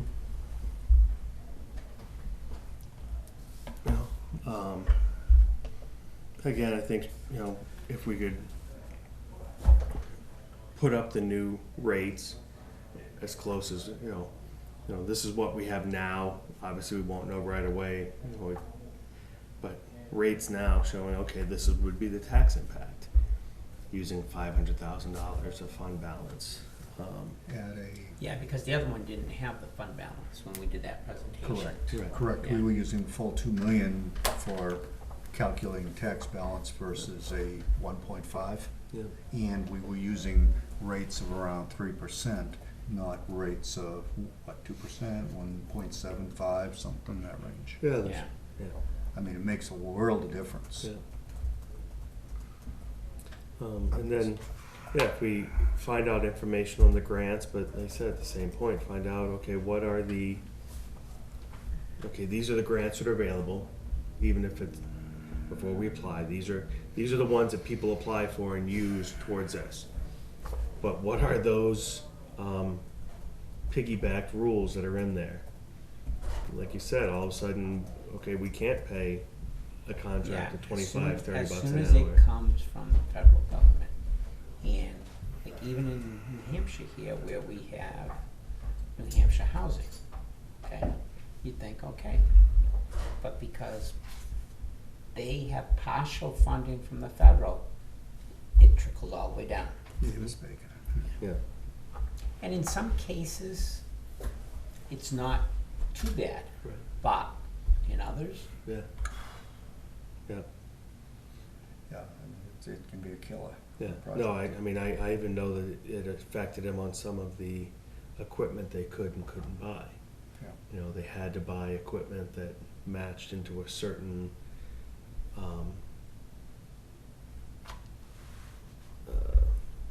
energy didn't have a- usage and oh, in some of the, little pieces. I didn't know if did that school have a Buy American clause? I don't think it did. Okay. But I know they did have to, had to be within in pricing it out, they had to look at, well, this could be cheaper. Yeah, but this one's a little bit more expensive, but it has a better energy usage long term. So, but when you costed it out, that was still gonna be cheaper, but you had to buy the one that was energy efficient over the long term. Well, a few pieces, I do know that. And then there were certain things I think they had to add in, even though they didn't need them, because you have to meet certain requirements. Well, I'm glad with the turnout, because everybody showed up. Mm-hmm. That was a good turnout. Yeah. That was an amazing turnout, actually. Well, no, not everybody. Jeff didn't show up. But we had some extra people, so that was good. That took me the longest time to think, oh, that's Nate Lampin. I haven't seen him in eons. I'm like, who is this guy? Jeff not home now? Yeah, He wasn't here, right? no, he wasn't here. Next time I see him, I'm gonna, cause the questions on the site, he would have been, yeah, that's about what, you know, Yeah. but, all right, putting this one I'm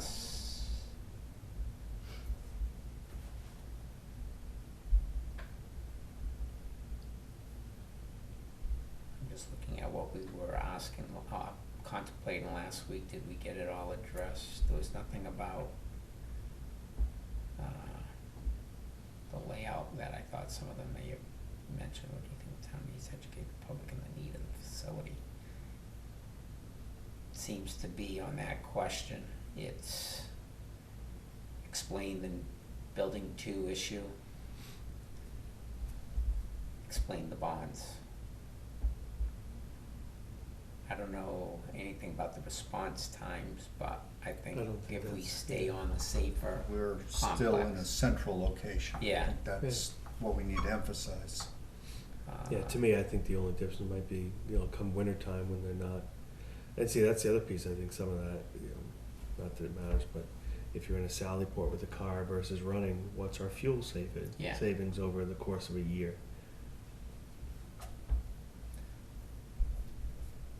although in this case, he's looking to keep the vehicle there.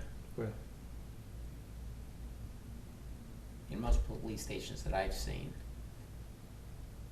they're not in there. They're in, you unload, and they come out, and then they're under, Some sort of cover though. yeah, like a carport or whatever. Yeah. It's an open structure, Yeah.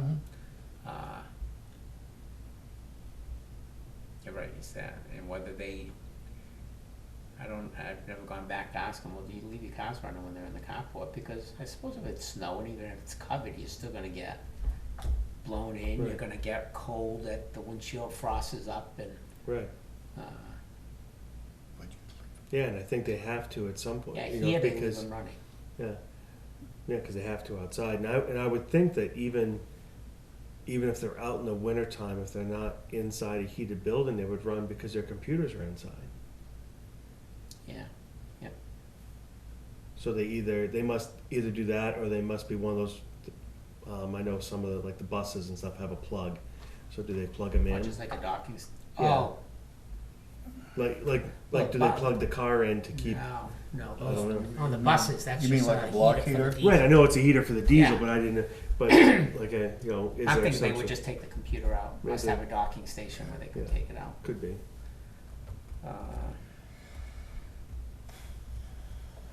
Yeah, so many have gone to the iPad things anyway.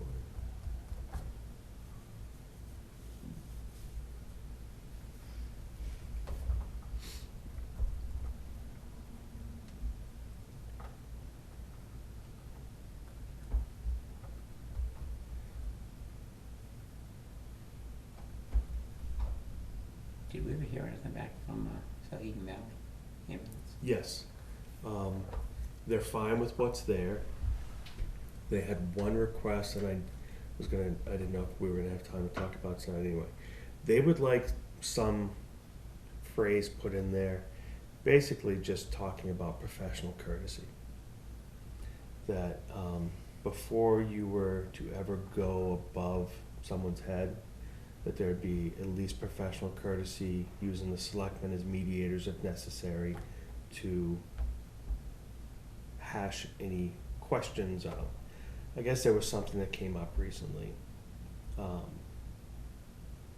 where someone who was uninformed, or Just so I can, patient or no, employee? this is all employees. Okay, Employee to employee. Employee A group, employee B group. I understand that. Okay, yeah. so an employee of Group A spoke in, I'm using the word ignorance in its pure form, which is uninformed.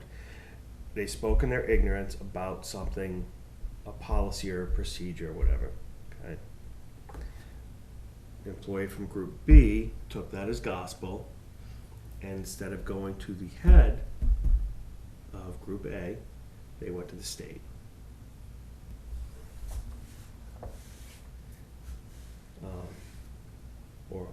So, But that's some more of an internal leadership. exactly, but Yeah. like I said, and that's why he's asking, he was just, some sort of Yeah. professional courtesy clause or whatever, of like, Time to propose something. yeah, I'd be okay. receptive to seeing what they have. Okay. So that was really, they said other than that, they showed it to their insurance company said exactly what we said, that's boilerplate.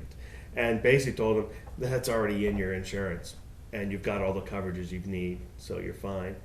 And then I did tell them about that we would like a copy of the mutual aid. And I guessed our mutual aid agreement is through the dispatch company. So they took, like our dispatch company does dispatch for like say 7 towns in the area. They tone out to our town. So they Yeah. tone out to Souhegan Valley 3 times. Yeah. No one responds, they go to the next town. That town is contracted with the dispatch, hey, it's part of what, so I said, if that's in your contract with the dispatch, just, that needs to be attached the night Yeah. we sign the agreement. That'd be good. So, but he says that's actually how it's happened. It's not that Souhegan Valley goes to Ashby and Souhegan Valley goes to Mason and Souhegan Valley. They don't go and get all these signatures. It's all done through the dispatch, and dispatch I'm handles trying it. to think, who is their dispatch? Milford? I don't. I wrote it down. It might be Milford, out of Milford, or it's our company Oh, that does it. But Okay. so yeah, when you call, the 911 gets a dispatch to that. I'm not sure, but it's all through that dispatching company that does it. They handle, okay, you're in this area and you're getting dispatched, and you're going to be the person we tone out if the closest doesn't answer. So I said, great, we just need something so that we have it covered, as part of all the I'm agreement. thinking, and just Mhm. purely hypothetical, not knowing how this whole thing works. Let's just think that Temple's the closest one to us. And Souhegan dispatches through, hypothetically, Milford. Mhm. But Milford doesn't dispatch for Temple. Do we get into that scenario? I don't think so, because I think they, Are everybody pretty in the area on that on a dispatch? pretty, yeah, dispatch, Okay. I think that's, Yeah, but I mean, we can check that through the mutual aid yeah, agreement. yeah. to- But to I mean, I think, verify. right, but I mean, I think they pretty much go out all the way to, I mean, they handle Jaffrey, Peterborough, that way. That's all I'm and they- thinking, as yeah. long as the local towns around Right. us, so that you're getting not somebody coming from Lineborough or something. Yeah, no, Yeah. I think, like I said, I mean, normally, I think I've seen if we don't, I think the closest one is probably just because of a straight shot is Jaffrey. Now that I'm thinking, Peterborough responded for something, I remember one time, Could have been. yeah. Yeah, but they met them. Well, Mhm. Let's just read the agreement Yeah. and Yeah. find out what's what. Well, it doesn't sound like there's an agreement, It's- if I'm understanding it, it's their agreement with the dispatch center that, if nobody responds, they'll tone out another. Yeah. Yeah, but what does the you mentioned the mutual aid agreement, what does that actually say? And that mutual aid agreement appears to be managed by the dispatch? No, it is run through, so basically, from what I understand, in order to be part of this dispatch company, Okay, you have to follow their mutual aid agreement, which means you are in this area. If you call from New Ipswich, that company is going to tone SVAS. right. They hit them 3 times. If they get no response from SVAS, they're going to tone the next thing. If you have to respond if you have a team on. Right. So and that's what they're saying is, okay, so, but they have 2 rigs, but they only have 2 people on call. They're both on one rig. They head out. They get a second call. They're not, obviously we're not going to respond. Right. They're going to tone out the next group immediately, and that group has to respond. But I think what Dave might be getting at is what is the hierarchy of the process? Who gets called next, maybe?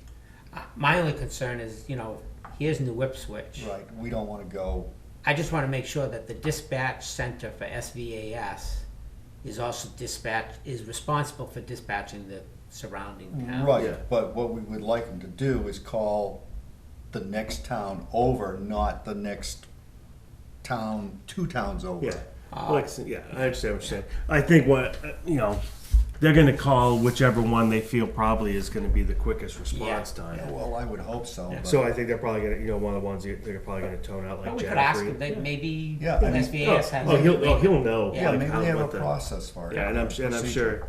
sure that he'll know the, like, what's the order. Yeah. Okay, if it's Peterborough, how many does it go before New Ipswich is toned out, So, but yeah, that seems to all be done through an agreement through the dispatch company. Something I was gonna ask you to look into. I was reading that ordinance that we did a couple of years ago for the, work in the right of way on the roads. And the last paragraph says something to the effect, this ordinance is in lieu of RSA, blah, blah, blah. 012A. And I'm like, that doesn't look right. So like, RSA, yeah, there is no 012A. Any chance of other than on that ordinance where we might have what that RSA? Because then I was trying to look at 12A or whatever, and I couldn't find something that correlated. I don't know if I'll check. in your notes somewhere, if you had something. Follow-up question to that is, did we ever get a response from New Hampshire Municipal Association on whether or not we have to hold a hearing on those ordinances?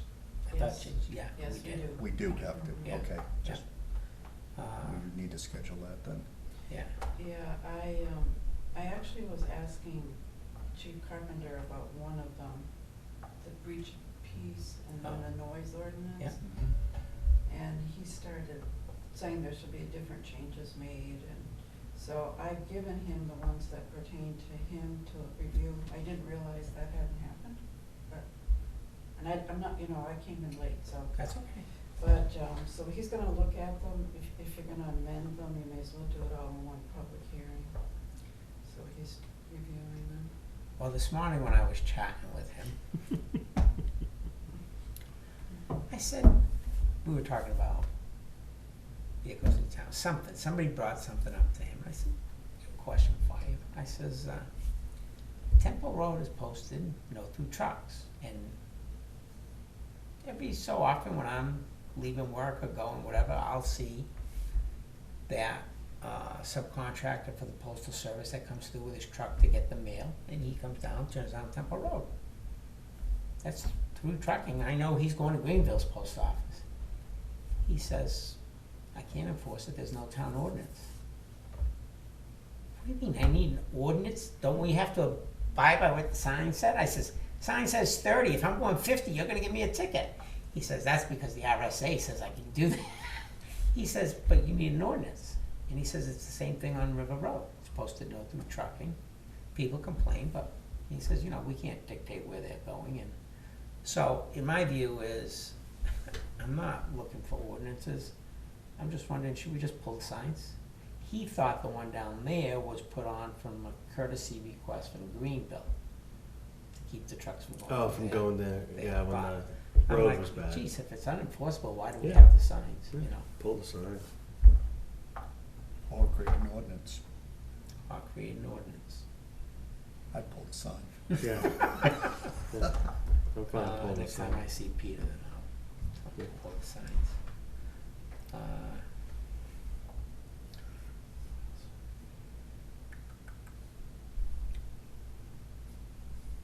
I think that was all. Oh, what are we gonna do with the old fire station? And the Wachusett? I've mentioned it to the Heritage Commission.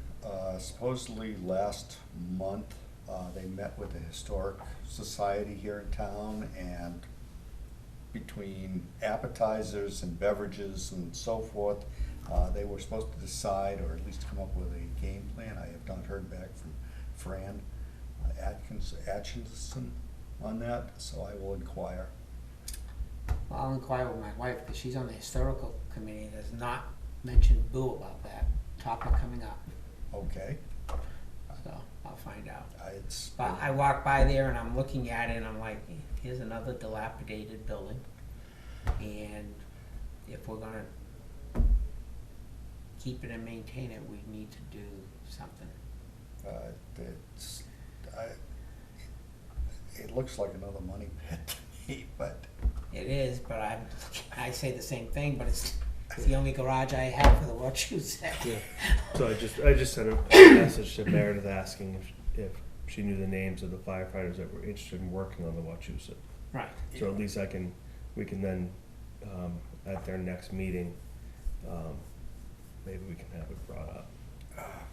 yeah, And and I treat will, the building separate. and I'll make Yeah. some more inquiries, about the building. I don't know what the Heritage Commission charge would be with that. Same as with the Old Town Hall. They're interested in preserving old buildings.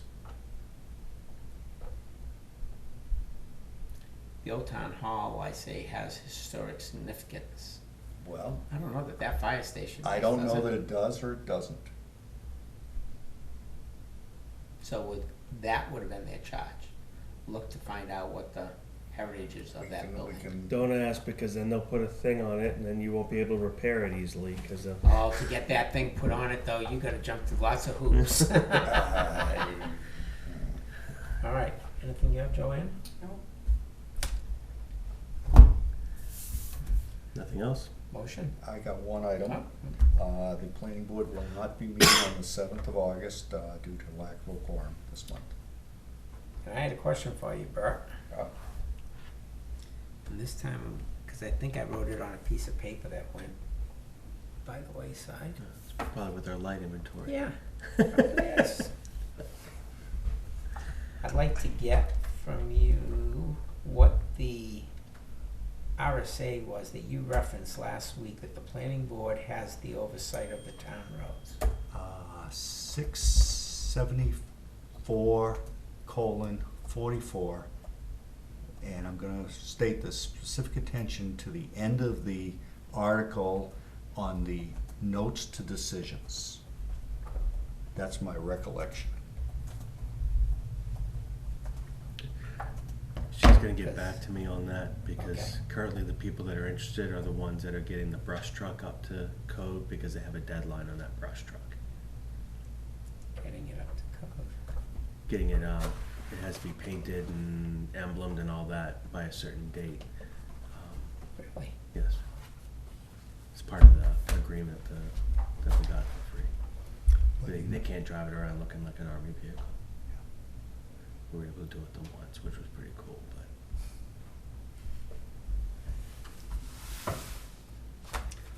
The last thing before we adjourn, should we begin, for next week's agenda, we need to do the reviews. Yes. That and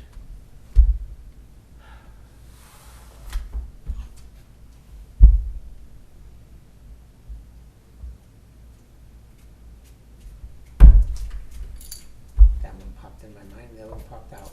It was something I said, oh, we gotta do this. Oh.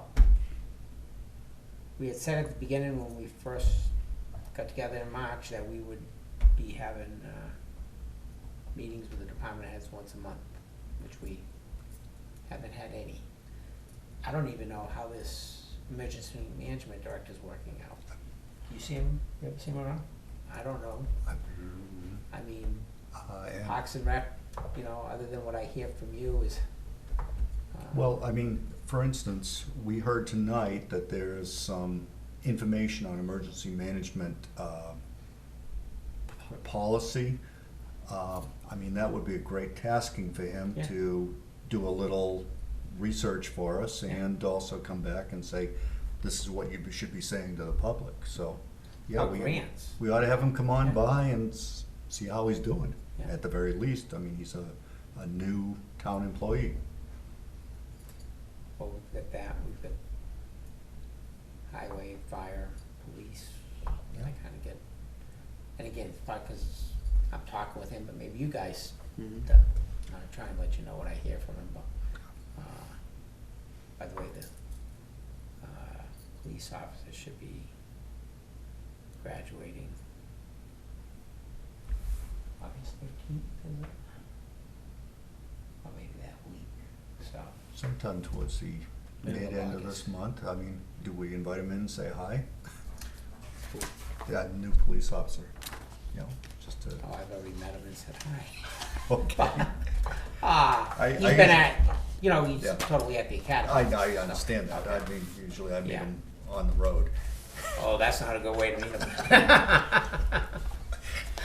I have my ways. I wasn't paying attention the other day. I got this look from Mike Walker as I drove past.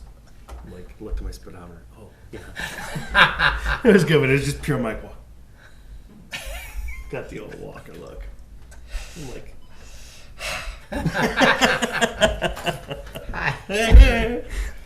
Okay. All right, Motion to motion. adjourn? Oh, I thought you had that. second. All in favor? Aye. Aye.